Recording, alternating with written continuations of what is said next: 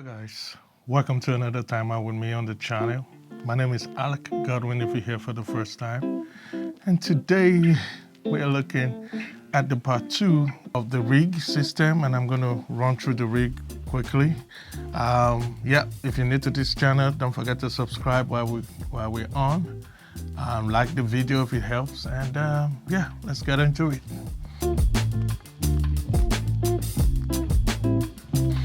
Okay, now the only thing that has changed between the last video and now is I flipped this battery because this has double D-tap, not like I rock the white. I love this VMAT battery, but I don't like to go white, okay, on this setup. But I got a little bit of white to match. It's all from Victrox. It's not a set. These two came together, and this is separately, but this is for my transmitters, and they're pretty much almost the entire day. They're good, and they got USB-C charging. So next is my inner batteries here now, which is a smaller one. Of course, you know I have this one, the larger one. This rig is for movie. It's for movie making, for short films and movie making. It is not for fancy. It's not. Everything here has a reason, and I don't hope that it will be uglier than this. But as soon as I can find out what can replace this and make it look nicer, then I'll go for it. But it's the purpose first before the looks, okay? So understand with me. Watch the last video to talk about the plate and all that. I'm just going to the next stage. Now, this microphone, I know some people will say this is ugly. If I can find something shorter, I haven't seen one that is that short, that is decent audio. This is Comica, it is decent audio. I got this because it's light. For filmmaking, I just need scratch audio. I used to use it on this channel and have it pinned and connected to the camera because it's long. But I decided to go with this one because I still prefer this to the longer XLR on the rail. Okay, that's a lot bulky, and yeah, it's my more expensive boom mics, XLR mics. Those are more expensive, and I won't want to be carrying them on this device when actually I can use them on the boom and get better sound that way. So this is just for scratch audio. That's the point. Lightweight, lighter than the longer one, and a little bit more organized. I think, because nothing is in the way. Imagine that the longer one would be up to this way. Even could touch that, or I could come backwards. It's gonna be not so good. Okay, so I got somewhere I can hang it in. I can also tuck it in here on this handle. I can make it go all the way and sit here neatly like this. So it's not too bad now. And this guy is just anywhere you can find to hang it in. Clean, clear audio, not so robust, but yeah, enough to match the sound after all, to work with the time code process. Next thing, this is for my SSD, which is the ProBlade SSD. I talked about this before, right when I just got the camera. This is my most important accessory. This got 2 terabytes in here, and I'm getting another 2 terabytes coming soon before I shoot. And it's gonna be, actually I'm getting another hand and another 2 terabytes. The option would be to get 2 of that and get a transport and take that transport, go to your computer and use that to work. But I got my external hard disk set up, everything already. So all I need is just the files from this one, like this. So that way, with the second handle, I could have it connected like this to the USB and connected to the computer. Now, if there's going to be any problem for this ever, it is here from this place, okay? Not that there is a problem now. I just assume, you know, trying to put it in, take it out every now and then. So I try not to take it out. That's my plan. I don't want to be taking this guy out. I could put this one in right now, and it's connected and ready to go, ready to record. But before I get that, let me show you something over here on this side. I saw on somebody's channel, someone talked about SSDs. Like SSDs are not, during a review of this camera, which I'm gonna do, I'm gonna make a review soon, okay? So, but I saw someone say, this thing has no HDMI, it has no SD card. Not that I'll be looking for SD card on such a cinema camera. I don't see why you'll be trying to record your stuff, your raw files into that. No camera can do everything, so, but however, I still think it is wrong. This camera can record HDMI, SDI, and SD card, okay? You want cheaper media, you gotta go lower. That's the only thing. So right now I got this Anchor USB like an adapter. Okay, there's another one. I'll show you the image on Amazon.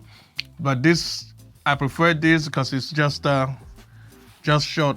You still have to get the speed, right speed, the V90 SD cards, okay? So they're pretty expensive, but yeah, they do. You could get by with them. 256 gig, this one is what I got. And yeah, you could put it in there and record at 4K. At 4K, you might want to go to, for safety reasons, it records 4K Q0, but I didn't take it that long enough to be sure. I just went straight to 4K Q5 and it recorded all the way. So that's what you want to do if you want to go. You want to use SD cards. If, for example, for a little while after you got the camera, because you got all these things already, you want to stick with the SD card. That's also fine. I got you. You could get this in links in the description along with the other dongle. And it works with this. It works with my studio camera 6K as well. Okay, Blackmagic has been doing this, allowing you to do this on other cameras. It's not unique to this. So let me connect this my SSD now, and I'll come to the cable management in a second. And let me come to the SSD. So I got the Condor Blue 2 right angle cable. So it can be flush on both sides, flush here and flush here, okay? So that's in place. It's ready to record now. While the CFast Express is cool, I am using them as backup. I've got two of them in there. That's gonna be my backup. The workflow will be easier if I just take this out, put it into the other handle, which is $199 by the way. And the one they call the transport, it's a lot more expensive, like $2 something. It's got more speed, but I'm not editing. I'm not planning to edit with that. I'm just planning to get this to my computer, transfer to my external hard disk where I have space and all that. I also want to keep double, what's it called now? Double track of my stuff. I'm going to double backup before we record. So it's going to take time with this card. I know they are fast, but if you take this one out, put it in a slot and go over there to try to transfer it, it will take longer time. So I think this is really cool because they are fast. Yeah, let me talk about the monitor. I know it's part of the rig. Now I did have the handle from Small Rig, which I love. It's light. It looks like it is heavy. It is light. It is very light. But when you extend it, it's still light.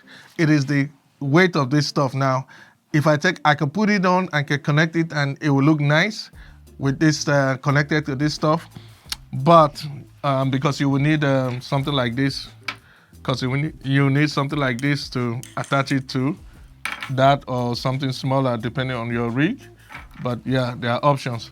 Now, What I found that is if you leave it on the on a tripod, it is fine. But when you take it to try to make it a handheld stuff, you can't lay it down because the weight of this thing will now, because this tripod is keeping it from falling.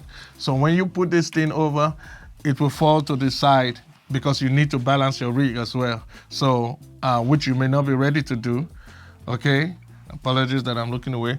Now, which you may not be ready to do, and hence you have issues. So on the tripod, I could keep this on, but when I'm going handheld, if I take this out with stand now, like I could get out of here right now with this stuff, but not with this one. I can, but it will be my hand keeping it balanced. Okay, so but this is a good gadget, and I think I'll fall back to it when the Pyxis come. And by the way, the Pyxis comes today.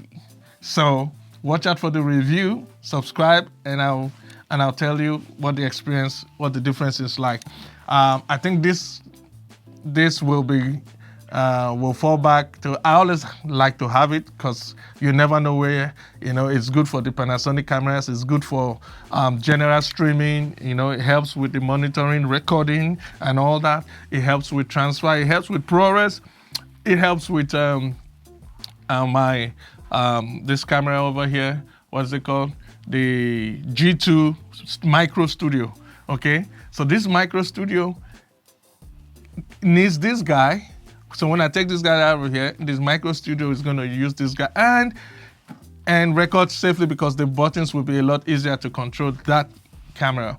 Okay, not exactly control, but work, a lot better experience because of the tools as well.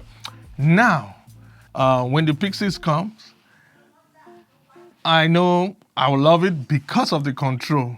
What I will plead with Blackmagic is we may need, I would like to have the Blackmagic Pyxis 7-inch monitor.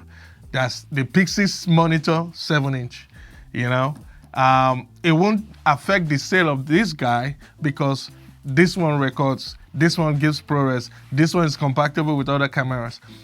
Not those ones, not the Pyxis. So I really think it's a good idea. It won't stop unless you want to go ahead and put recording on the Pyxis monitor and stop these guys from production. Then that's fine too. But I don't see it will only make that guy become larger and more expensive. I think that is fine. This is in the market. We are good with that. This and the smaller focus assist 5-inch.